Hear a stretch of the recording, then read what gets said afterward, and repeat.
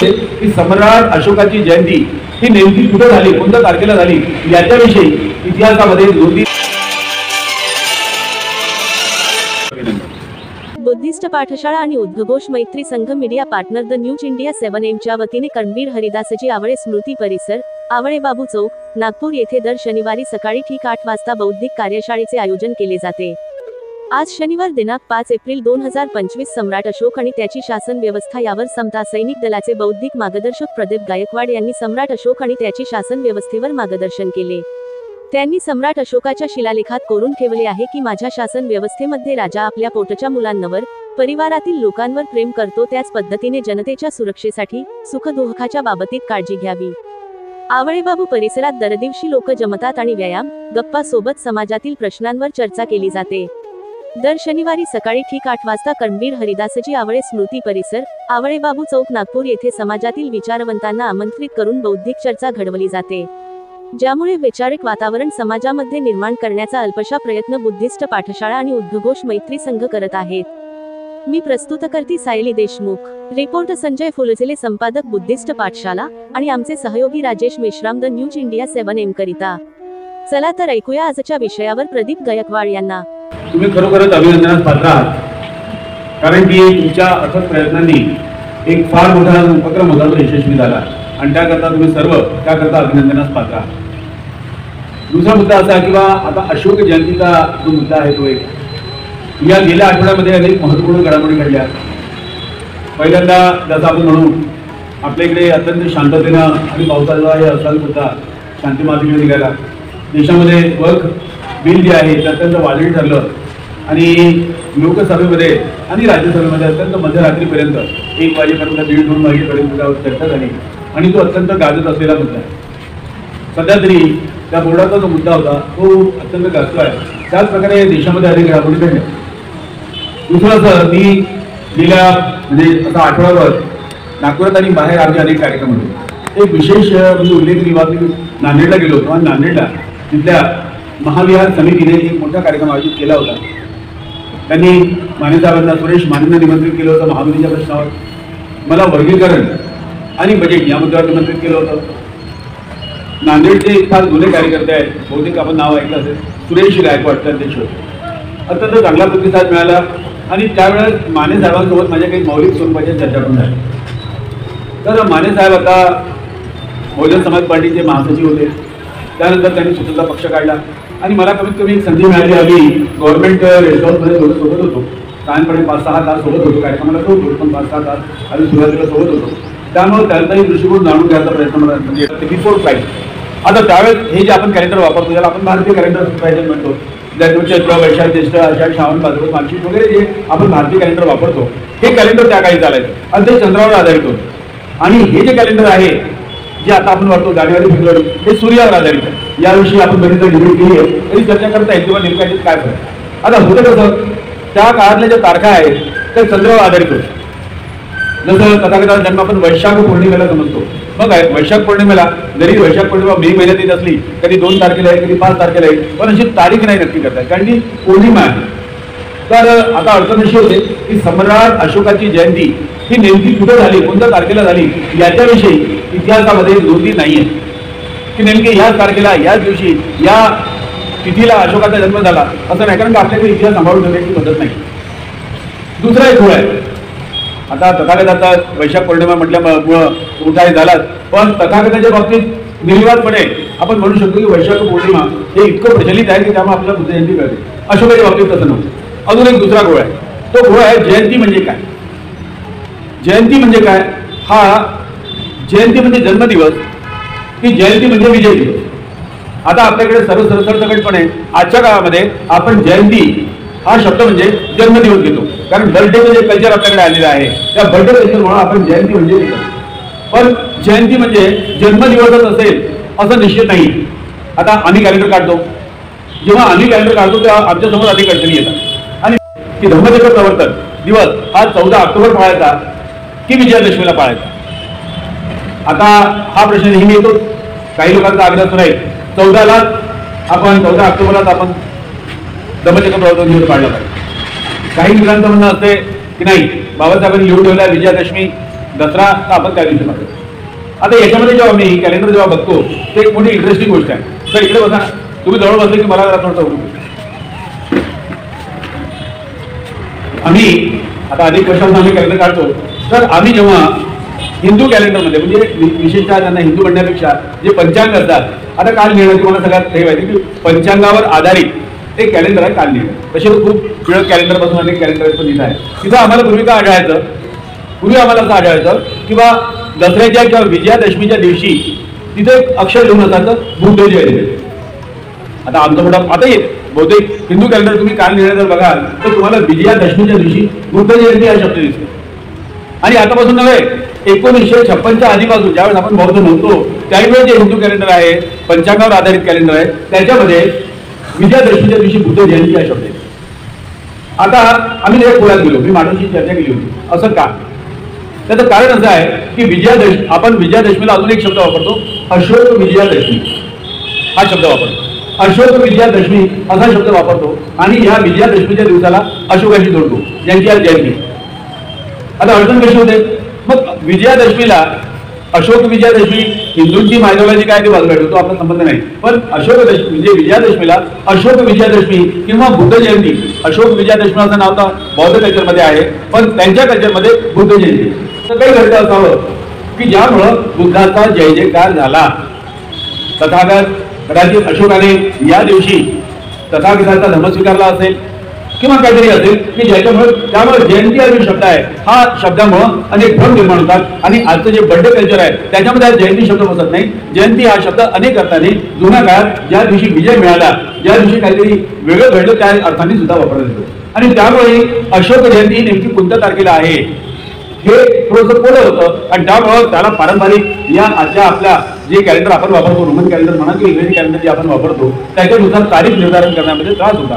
पण उत्तर प्रदेशात मात्र फार काळापासून अशोक जयंती साजरी केली जाते. आता ही अशोक जयंती कोणाकडे साजरी केली जाते?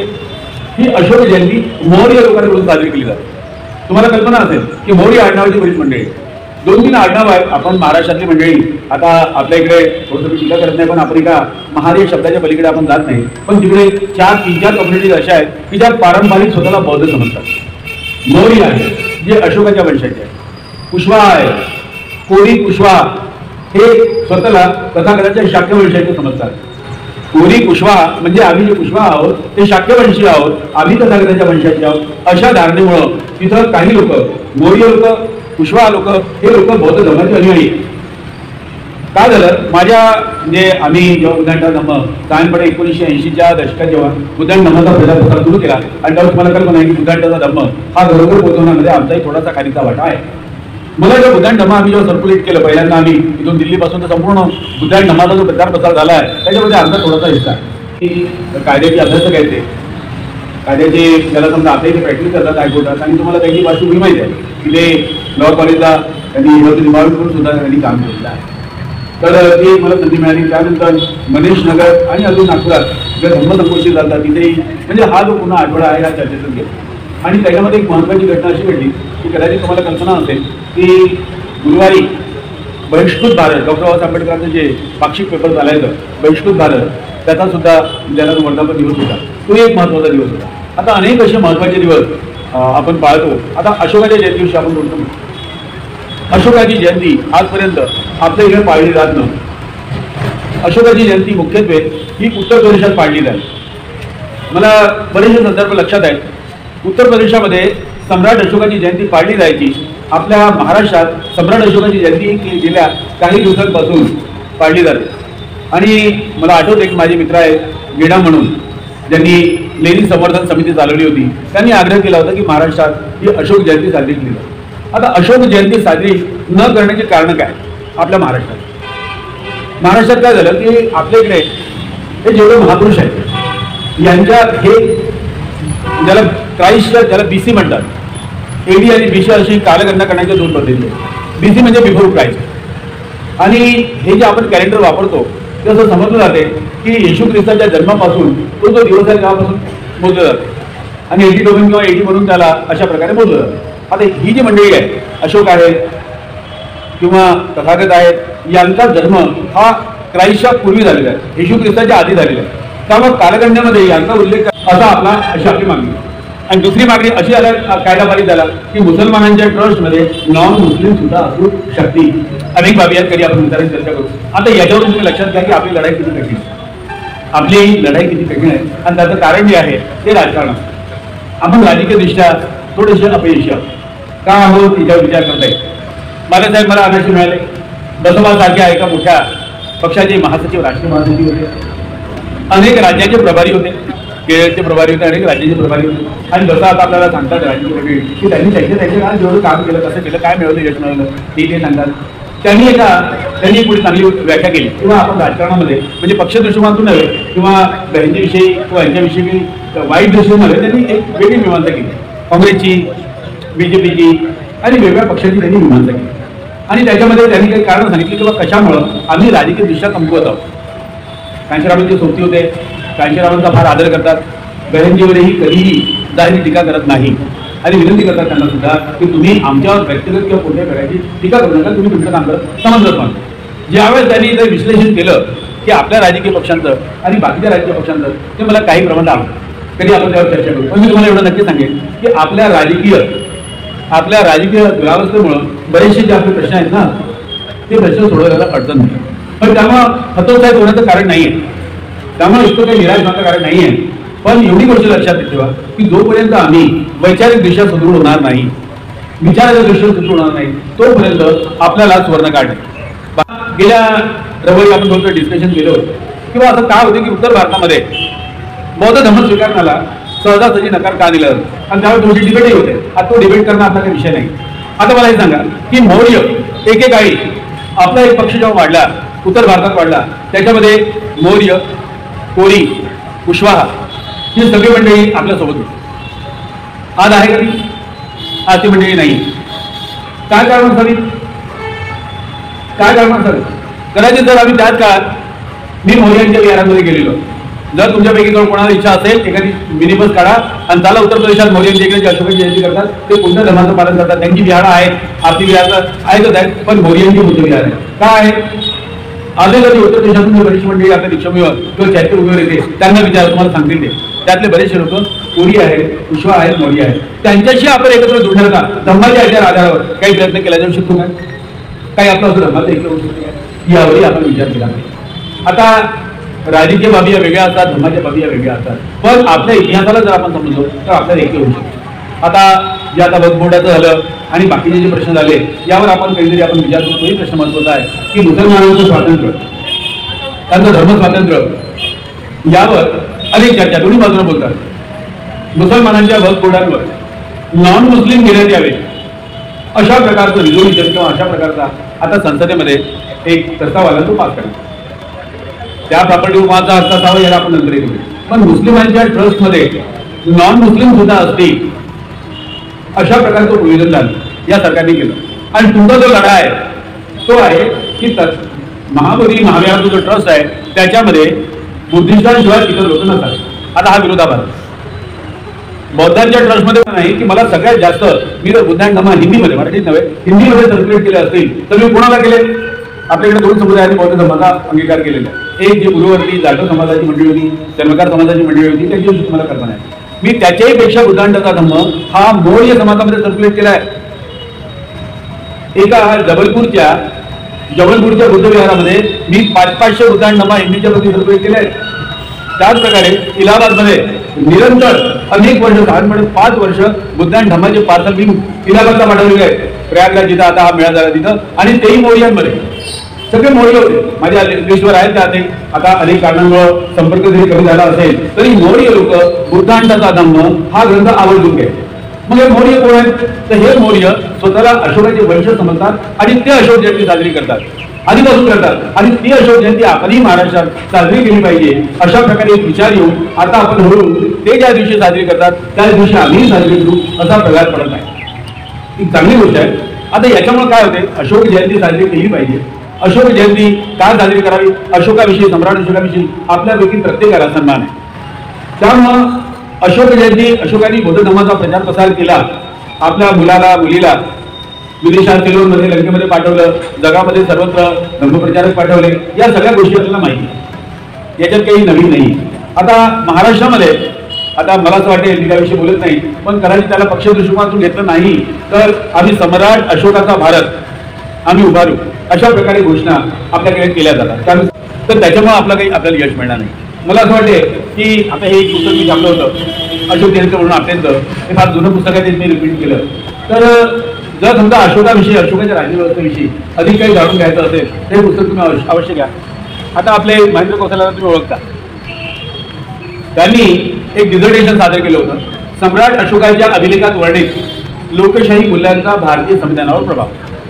आता मी जे तुम्हाला सांगितलं कल्याणकारी राज्य, आणि या कल्याणकारी राज्याच्या कन्सेप्टमध्ये अशोकाचे जे शिलालेख आहे, अशोकाचे जे लेख आहेत, त्याच्यामध्ये कशा प्रकारे आजच्या भारतीय संविधानातली जी मूल्य आहेत ती प्रतिबिंबित होतात याच्यावर एक लेखक आहे म्हणून तो एक मोठा विषय आहे. आज आपली जी मैत्रीपूर्ण बैठक आहे त्याला वेळेची मर्यादा आहे, त्यामुळे मी तुम्हाला विनंती करेन की अशोकाच्या काळाचा भारत आणि त्यावेळेची अशोकाने निर्माण केलेली शासन व्यवस्था, राज्यव्यवस्था, आपल्या स्वतःला आणि आपल्या भारतदारांना घालून दिलेली तत्वे, यावरही आपण आज अशोक जयंतीला विचार करूया, त्यांना त्रिवारवंदन करूया, बुद्ध धम्म आणि सगळ्याला अभिवादन करूया, भावासाहेबांना अभिवादन करूया. आणि तुम्हाला सगळ्यांना जय भीम.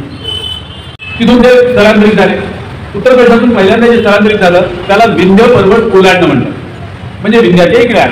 आणि तुम्हाला लक्षात जाईल की सगळ्यात जास्त ब्राह्मणांची संख्या ही उत्तर भारतात. लखनौ शहराचं जर उदाहरण बघाल, लखनौ शहर त्याचं उदाहरण बघाल, जसं आपल्या आंबेडकरी वस्त्या आहेत ना, जशी आपल्याकडे वस्त्या आहेत आंबेडकरी समाजाच्या, आपण म्हणतो की नाही बा इथं उत्तर नागपुरामध्ये आर्थिक पॉप्युलेशन जास्त आहे. तुम्ही जर बघाल लखनौला तर तुम्हाला ब्राह्मणांच्याच वस्त्या मिळतील, जसं आपली बहुतायत आहे ना इथं. तुम्हाला म्हणजे भारतामध्ये पुढे जास्त मिळणार नाही, तर तुम्हाला सगळं कॉन्सन्ट्रेशन जे मिळेल ते लखनौ, कानपूर आणि या उत्तर भारतातच मिळेल. मोठ्या वस्त्या त्यांच्या जशा आज आपल्या इथं वस्त्या उत्तर नागपूर, दक्षिण नागपुरात आपल्या जशा वस्त्या मोठमोठ्या आहेत, तशा तुम्हाला लखनौला ब्राह्मणांच्याच मोठमोठ्या वस्त्या येतील. तिथून जर लोक स्थलांतरित झाले, विंध्य पर्वत ओलांडलं, त्याच्यानंतर तुम्हाला लक्षात येईल की माहेर किंवा मध्य प्रदेशातला जो थोडासा खालचा भाग आहे, आता जेव्हा आपण जातो बुद्धगयाला वगैरे तर त्याच मार्गात जातो ना, तर तिकडे मैहर, जबलपूर तिकडून आले, तिथून काही लोक नागपूरला आले, नागपूरहून काही लोक पुण्याला गेले आणि तिथून कोकणात गेले. अशा प्रकारे ब्राह्मणांचं स्थलांतर हे महाराष्ट्रात झालं. त्यामुळे मूळ जरी ब्राह्मण महाराष्ट्रातले नसले तरी तुम्ही यांच्या वस्त्या जर बघा त्या बशा ठराविक जागी आहेत, अशा संपूर्ण पसरल्या नाहीये. मग त्यांनी कशा प्रकारे काही लोकांना ब्राह्मणी धर्म मिळवलं हा इतिहास बघूया आपण. पण तशाच प्रकारे बौद्ध काळामध्ये, मौर्याच्या काळामध्ये काय आपण त्यांच्याशी निगडीत होतो, कारण बौद्धात जाती व्यवस्था नव्हती.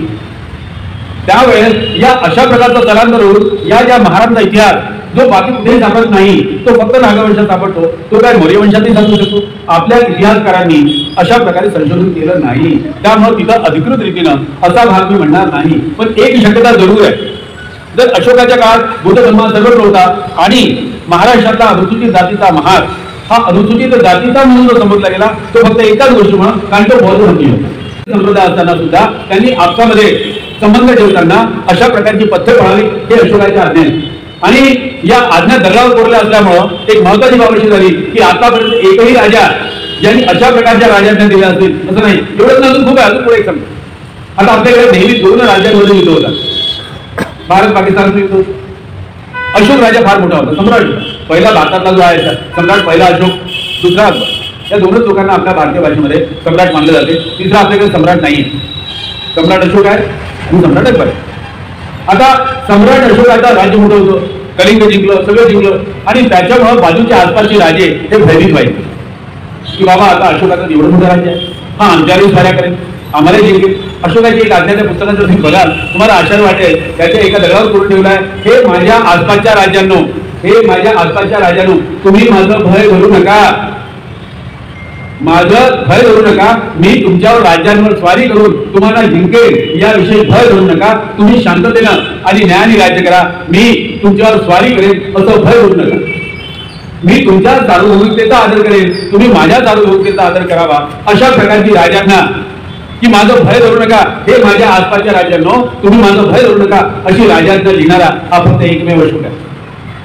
तो आपल्या वारसदारांना काय म्हणतो, आपल्या यांना काय म्हणतो, हे बघा जर तुम्हाला दुसरं राज्य जिंकायचं असेल तर ते युद्धानं नाही, तुम्ही प्रेमानं जिंका, युद्धानं नका जिंकू, युद्ध नका करू. अशा प्रकारे की तुम्ही प्रेमाने लोकांना जिंका, अशा प्रकारची आज्ञा देणारा हा भारतातला म्हणजे जगातला एकमेव राजा आहे. आणि त्यामुळे आपली मंडळी जेव्हा म्हणते की आम्ही त्याचा अर्थ असा होतो की आम्ही असा एक महान भारत तयार करू, या भारतामध्ये या अशोकाचे सिद्धांत पाळले जातील. अनेक गिरिलेख आता हा जो अशोकाचा जो भाग आहे हा अर्थात आंबेडकरी जनतेला आंबेडकरी विचारवंतांना अनेक दालनखोरी आहे. आता बुद्धीचा विकास किती करावा, किती आपण प्रगल्भ व्हावं हे आपल्यावर अवलंबून आहे. अशोकाच्या माध्यमातून आम्हाला एक राज्यव्यवस्था लोककल्याणकारी वेलफेअर स्टेट कसं असावं याची कन्सेप्ट आपल्याला समजते. पण आता मला एक थोडंसं आता अशोकानंतर आपण दुसऱ्या विषयी घेऊ. आता मला एक गोष्ट थोडंसं त्या विषयी मला विचार करावा असं वाटतं. महार या शब्दाची उत्पत्ती शोधताना आपल्याकडे बरेच प्रयोग केले जातात. फार सुरुवातीपासून महार म्हणजे महारी, महार म्हणजे अनेक शब्द आहेत. पण कधी आपण हा विचार केला काय, मौर्य आणि महार या शब्दांमध्ये साम्य आढळतं. अशोकाची राज्यव्यवस्था आली, भारत पसरला, अशोकाची मंडळी इथं आली असेल. आपण म्हणतो आम्ही राजे होतो, अशोकाचे काही मोर्यही राजे होते. काय महाराज आणि मौर्यांचा संबंध आहे का? या प्रकारे कोणी या दिशेनं काम केलं नाही. कारण की आज जर तुम्ही पूर्ण इतिहास बघाल, महाराजा प्रत्येकाला, प्रत्येक समाजाला आपली मूळ उदयाची शोधण्याचा एक तो प्रयत्न करतो. आम्ही प्रयत्न करतो. आम्ही इथपर्यंत निश्चित आहोत की आम्ही नागवंशी आहोत हे निश्चित आहे. आणि त्यामुळं आम्ही आपली जे हे आपला सोर्स शोधतो तर त्याच्यामध्ये आम्हाला असं आढळते की महाराष्ट्रामधला मराठा असो, कुणबी असो, महार असो किंवा ह्या ज्या सगळ्या अर्थापगत जाती ज्या आहेत या एकाच नागवंशांच्या जाती आहेत. आणि याला दुसरा ब्राह्मणांनी दिलेला आहे. ब्राह्मण आपल्याला या आर्य जे कल्चर आहे त्याच्यामधल्या मानवतेने आपल्याला नागवंशी मांडतात. लेखांमध्ये आता आपला वेळ सीमित असतो, आपल्याला बराच आवाका आहे. तर या लेखांमध्ये काय म्हणतो की बा ही जी प्रजा आहे ही माझी मुलं आहेत आणि जसा माझ्या मुलांवर मी प्रेम करतो तसा मी माझ्या प्रजेवर प्रेम करतो. हे लिखित स्वरूपात फक्त याच अशोकाच्या शिलालेखामध्ये दिसते. मग आता एक गोष्ट सांगा की तुम्ही अनेक राजांचे पराक्रम आपण ऐकतो, राजांनी कसे युद्ध केले, कसं काय केलं, पण माझी प्रजा माझ्या मुला समान आहे आणि माझ्या प्रजेचं रक्षण करणं, माझ्या प्रजेकरता लोककल्याणकारी माझं राज्य असलं पाहिजे असं म्हणणारा फक्त एकमेव अशोक राजा. आणि त्यामुळं हे ज्या राजांनी त्यांनी लिहून ठेवल्या, त्यांनी निर्देश दिले, त्याची जे त्यांनी लोक आपले ज्याला आपण प्रतिनिधी म्हणतो, आता राज्यपाल म्हणतो आपण, राजाचा प्रतिनिधी, हे जे त्यांनी नियुक्त केले त्यांची कर्तव्य जे त्यांनी सादर केलेली आहे ती फार महत्वाची आहे. एक दोन गोष्टी ज्या प्रकारे किंवा मी कुठेही असलो पण माझ्या प्रजेची किंवा मी शयनगृहात म्हणजे बेडरूममध्ये जरी असलो पण माझ्या प्रजेची काही तक्रार असेल तर माझ्यापर्यंत पोहोचवावी, अशा प्रकारचे आदेश अशोकाचे आहेत. तुम्हाला कल्पना आहे की अशोकाने लोककल्याणकारी कार्य केले. नमूद उदाहरणार्थ दवाखाने, रस्ते, मोठमोठ्या नर्सरी म्हणजे ज्या औषधाकरता उपयोगात पडतात अशा वनस्पतींची लागवड, अशा अनेक प्रकारचे कार्य अशोकाने केले. अशोकाचा अजून एक महत्वाचा आहे, त्याची जी दंड व्यवस्था आहे, शिक्षणाची व्यवस्था आहे ती फार सुंदर आहे की राज्यामध्ये शांतता नांदावी याच्याकरता लॉ अँड ऑर्डर हा पाळला गेला पाहिजे. सगळीकडे आताही आपल्याकडे न्यायाधीश आहेत, पण त्याचबरोबर हे महत्वाचं आहे की जर तो न्याय पाळताना तुम्ही कोणत्याही व्यक्तीवर अन्याय होऊ नये याची काळजी घेतली पाहिजे. सम्राट अशोकाचा भारत म्हणजे काय, त्याचे दोन अर्थ. सम्राट अशोकाचा भारत म्हणजे ज्या प्रकारे सम्राट अशोकाने बौद्ध धर्माचा प्रचार प्रसार केला तशा प्रकारचा भारत आम्ही निर्माण करू. याचा दुसराही अर्थ आहे, सम्राट अशोकाची जी शासन व्यवस्था होती, जी राज्य व्यवस्था होती, जी सरकार चालवण्याची पद्धती होती तसा भारत आम्ही उभा. आपल्या महापुरुषांनी, आपल्या मार्गदर्शकांनी जे आपल्याला शब्द दिलेले आहेत त्याचा अर्थ जो आहे तितका बरोबर नसतो, खूप गंभीर असतो. सम्राट अशोकाचा भारत किंवा सम्राट अशोकाची शासन व्यवस्था याविषयी काय बोललं जातं. सम्राट अशोकाचं धम्माच्या प्रती कार्य याविषयी आपल्या सर्वसामान्य माणसाला कल्पना असते, पण सम्राट अशोकाची शासन व्यवस्था कशी होती. आता शासन व्यवस्थेमध्ये आपण काही बाबी लक्षात घेऊ. एखादा राजा आला, आपण एखाद्या राजाचं वर्णन करतो, आपण म्हणतो की हा राजा फार पराक्रमी होता, शूर होता, त्यांनी अनेक प्रदेश जिंकले, युद्ध लढले, युद्धात विजयी झाला, हा राजा हा शूर होता. आपण दुसरं एक म्हणतो की हा राजा हा फार दानशूर होता, यांनी हे दान दिलं, ते दान दिलं, ते दान दिलं. अशा प्रकारे आपण राजाच्या दानशूरतेची, त्याच्या दयाळूपणाची आपण ख्याती हे करतो. अजून आपण म्हणतो की ह्या राजाने मोठमोठ्या इमारती बांधल्या, म्हणजे देवळं, मंदिरं, मशिदी किंवा त्याच प्रकारे लाल किल्ला किंवा ताजमहल सारखे, म्हणजे या राजाने मोठमोठ्या स्थापत्य कलेची अद्वितीय अशा नमुने त्यांनी केले. अशा रीतीने आपण किल्ले बांधल्या. तुम्हाला कल्पना असेल ग्वालियरच्या किल्ल्यापासून तर आपल्या दौलताबादच्या किल्ल्यापर्यंत, जजिरापर्यंत ज्या लोकांनी हे बांधले त्याचा एक इतिहास आहे आणि त्या इतिहासाबरोबर त्या लोकांच्या त्या राजांची नावं ही असतात. म्हणजे बाबासाहेब म्हणतात की बा अस्पृश्यतेचं जे कारण आहे त्याच्यापैकी एक कारण आहे की बा यांनी बौद्ध धर्म स्वीकारला होता आणि यांनी बौद्ध धर्म सोडण्यास नकार दिला होता, म्हणून त्यांना अस्पृश्य म्हणून करण्यात आलं, यांना अस्पृश्य म्हणून करण्यात आलं.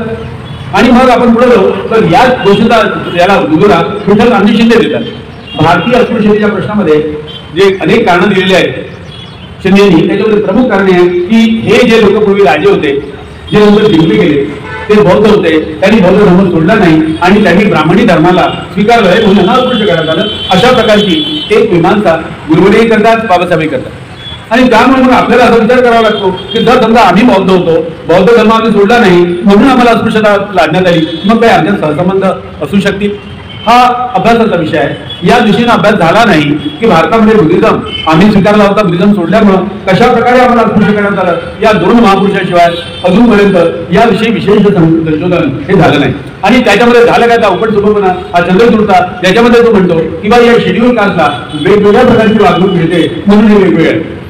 इकडे ही मंडळी हे सांगते की बा शेड्यूल कास्ट अनुसूचित जाती किंवा अस्पृश्यता यांच्यावर लादली जाते, ते एका देशातले आहेत.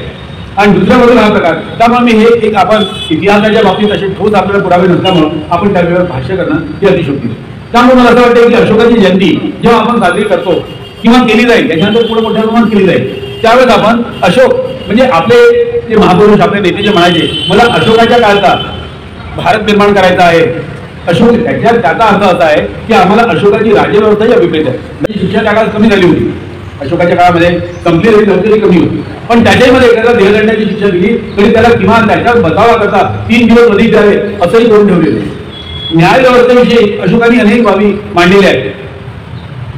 प्रजाजनाचं कल्याण करताना न्याय व्यवस्था राबवली गेली पाहिजे. न्याय व्यवस्था ही राजाचा हुकुमा करता नाही गेली पाहिजे, तर प्रजाजनाच्या कल्याणाकरता न्याय व्यवस्था असली पाहिजे. हा भाग अशोकाच्या आज्ञात होते. त्या काही ब्राह्मण होते, त्या काही श्रमण होते, वेगवेगळे संप्रदाय होते. अशोकाच्या राज्यामध्ये कोरून ठेवलेलं आहे, त्याच्यात कोरून ठेवलेलं आहे की सगळ्या धर्माचे सगळ्या संप्रदायाचे जे प्रमुख आहेत, जे त्यांचे मान्यवर आहेत, त्यांचा आदर केला गेला पाहिजे. ब्राह्मणांचा आदर करा, श्रमणांचा आदर करा, जैनांच्या प्रमुखांचा आदर करा आणि जेवढे संप्रदाय त्यांच्या त्यांच्या प्रमुखांचा आदर करा असं अशोकाने लिहून ठेवलेलं आहे. ज्याला आज आपण म्हणतो आपल्या भाषेमध्ये आपल्या याच्यात सर्व धर्म समभाव. सर्व धर्म समभावाची कन्सेप्ट ही अशोकाच्या राजस्थानमध्ये दिसते. ते काय म्हणतात, त्याचे पुढे जातात. कोणत्याही धर्माने दुसऱ्या धर्मावर, कोणत्याही संप्रदायाने दुसऱ्या संप्रदायावर टीका करू नये. टीका जर करायची असली तरी ती तेवढ्याच पुरती मर्यादित असली पाहिजे, द्वेष पसरवला जाऊ नये असं अशोकाच्या राजज्ञांमध्ये दगडांवर करून ठेवलेलं आहे. दोन्ही संप्रदायाच्या कोणतेही संप्रदाय असतील, मतभेद असतील तरी त्यांनी आपसामध्ये सौहार्द ठेवावं, भाईचारा ठेवावा, बंधुभाव ठेवावा अशा प्रकारच्या राजज्ञांनी दिलं आहे. तिथं म्हटलेलं आहे किंवा प्रत्येक संप्रदायाला त्याचा विचार पसरवण्याचा अधिकार आहे, तो त्यांनी केलाही पाहिजे. पण याचा अर्थ असा नाही की आपसामध्ये कटुता निर्माण होणं हे दोन्ही संप्रदायाकरता घातक आहे. मला सांगा, या अशा प्रकारच्या अशोकाने राज्य व्यवस्थेमध्ये त्याच्या राज्यात अनेक संप्रदाय असताना अनेक आपण त्याला आता आपल्या आजच्या आणि तो म्हणजे अशोकाच्या शासन व्यवस्थेमध्ये माझं राज्य हे लोककल्याणाकरता असलं पाहिजे अशी आदेश हे फक्त अशोकाने दिले. आणि याच्यामध्ये एक मोठी इंटरेस्टिंग गोष्ट आहे, राजे अनेक झाले. आता अशोक तर हे जे आहे हे इसवी सनाच्या साधारणपणे 250 वर्षाच्या आधी आहे. म्हणजे आता 2000 आता आपण 25 म्हणतो याच्यामध्ये 250 वर्ष मिळवा तितकं जुनाट राहिले आहे. पण याच्यामध्ये एक अजून महत्वाची गोष्ट आहे की आता आपण म्हणतो किंवा नाही राजा अशोक हे लोककल्याणकारी राजे होते. कशावरून, काय पुरावा आहे? तुम्ही अशोकाचं महात्म्य किंवा अशोकाला मोठेपणा देण्याकरता अशा प्रकारच्या गोष्टी बोलता काय? पण एक गोष्ट मोठी महत्वाची आहे, जेवढे राजे आहेत त्यांचा लिखित इतिहास असो नसो, पण अशोकाचा इतिहास हा दगडावर कोरलेला आहे. ब्राह्मी लिपीमध्ये अनेक लेख कोरलेले आहेत आणि त्याच्यामुळे मोठा म्हणजे फरक पडलेला आहे. हा एकमेव राजा असा आहे की ज्याच्या राजाज्ञा ह्या दगडावर म्हणजे शिलालेखांवर, गिरिलेखांवर, स्तंभांवर अशा प्रकारे कोरलेले आहेत. आणि या कोरलेल्या लेखांमधला जेव्हा आता अर्थ लावण्यात आला, मी साहेबपणे एक पुस्तकच आणलं, याच्यामध्ये अनेक लेख आहेत, अनेक जागी सापडतात, पूर्ण भारतभर सापडतात. जिथं जिथपर्यंत अशोकाचे दक्षिणेपासून तर एकदम म्हणजे अफगाणिस्तानमध्ये लेख सापडतात. आणि ह्या लेखांमध्ये जे अशोकाने लिहिलं ते मात्र अत्यंत महत्वाचं आहे. आणि त्या दृष्टिकोनातून भारतामध्ये अजूनपर्यंत अशोकाचा विचार झाला नाही की अशोकाची शासन व्यवस्था काय. त्यांच्या पराक्रमामुळं, त्याच्या शौर्यामुळं, त्याच्या दानशूरतेमुळं, पण त्याच्या राज्यव्यवस्थेविषयी फार कमी बोललं. मग अशोकाची राज्यव्यवस्था ही बाकीच्या राजांपेक्षा वेगळी होती काय, याचं उत्तर आहे हो. अशोकाची राज्यव्यवस्था, अशोक पराक्रमी होते, त्यांनी राज्य जिंकलं. कलिंग युद्धामध्ये जे काही झालं, एवढा म्हणजे रक्तपात झाला, त्याच्यामुळे त्यांना कुठेतरी असं जाणवलं की आता हा मार्ग सोडला पाहिजे.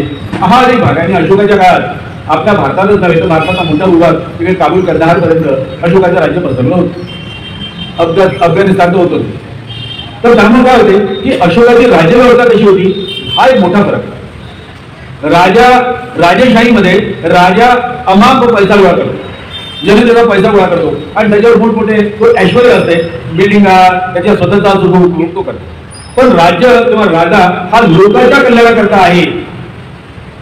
राजाने लोकांचं कल्याण केलं पाहिजे हे प्रत्येक राजा ही गोष्ट पाळतो.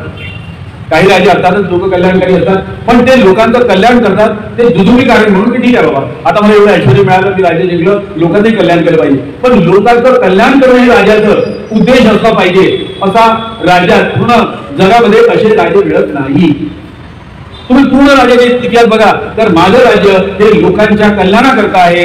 मीच नव्हे तर माझ्या मुलांना देखील जे राज्य मिळालेलं आहे त्यांनी लोकांच्या कल्याणाकरता राज्य वापरलं पाहिजे असं म्हणणारे राजे एखादा अपवाद सोडलं तर तुम्हाला इतिहासात मिळणार म्हणतात. त्यामुळे शहाजी राजे, शिवाजीचे वडील, स्वतः शिवाजी, शाहू महाराज आणि या सगळ्यांना ब्राह्मणांनी नेहमी शूद्र म्हणून संबोधलेलं आहे. एक कॅटेगरी आहे. आणि आतापासून नाही, राजवाड्यांपासून अनेक वर्षापासून त्यांनी कधी, आणि हा जो अंतर्गत युद्ध आहे हे आपण वेगळ्या प्रसंगी करू. पण आपण एवढा विचार करू की ज्या वेळेस कानेरी लेणी तयार झाली, नाशिकची लेणी तयार झाली, त्यावेळेस संपूर्ण उत्तर भारतातली मंडळी, राज्यकर्ते मंडळी ही भारतावर राज्य करायची. आम्ही म्हणतो की आम्ही राज्य आहोत आणि आमचा जुना इतिहास फक्त नागवंशापर्यंत आम्हाला आढळतो. बाकीच्या ह्याच्यामध्ये ज्याला असं म्हणता येईल की साऊथ इंडियामध्ये जरी आपण दक्षिणातले लोक असतो, त्यांच्या परंपरा आपण पाळत असतो, तरी सुद्धा आपले जे संबंध आहेत ते त्यांच्याशी वंशपरंपरेनुसार जुळत नाही. तर आपले जे जुळतात ते नागवंशांशी आपले संबंध जुळतात. काय हे होऊ शकते की मौर्यांमधले काही राजे त्या काळामध्ये 2000 आता साधारणपणे 3000 वर्षापूर्वी जे मौर्य वंश आहे तो काय महाराष्ट्र वंश होता. आंबेडकर लोक बुद्धिनिष्ठ आहेत, प्रमेय काही मांडणं हा भाग वेगळा आहे. पण त्याच्याबरोबर हा विचार करून, कारण याच्या ऐतिहासिक पुरावे असे आहेत की आपल्याकडे म्हटलं जाते की महाराष्ट्रात हा जो ब्राह्मण समाज आला हा कुठून आला, हा वेगळा राहतो नाही. ब्राह्मणांचं पूर्वीपासून आपल्या वंशाची शुद्धता ठेवण्याकरता ते दुसऱ्याची दुवा करत नाही. मग महाराष्ट्रात ब्राह्मण समाज आला कुठून? तर याच्यामध्ये काही ऐतिहासिक पुस्तकं आता ब्राह्मण काय करतात, जो इतिहास त्यांच्या विरुद्ध असला तो काय सांगेल. त्याच्यामध्ये काही पुरावे असे आढळले की जेव्हा उत्तर भारतामध्ये बौद्ध धर्म वाढीला लागला आणि यांचा जो ब्राह्मण धर्म हा अधोगतीला गेला तेव्हा ब्राह्मणांचं पलायन झालं. ते सगळ्यात पहिल्यांदा उत्तर भारतात होते. अर्थात आर्यावर्त किंवा उत्तर भारत हा त्यांचा मुख्य बेस है। नमस्कार दोस्तों, हमारे न्यूज चैनल न्यूज इंडिया को लाइक कीजिए, शेयर कीजिए, अनसब्सक्राइब कीजिए। हम मिलेंगे फिर, धन्यवाद।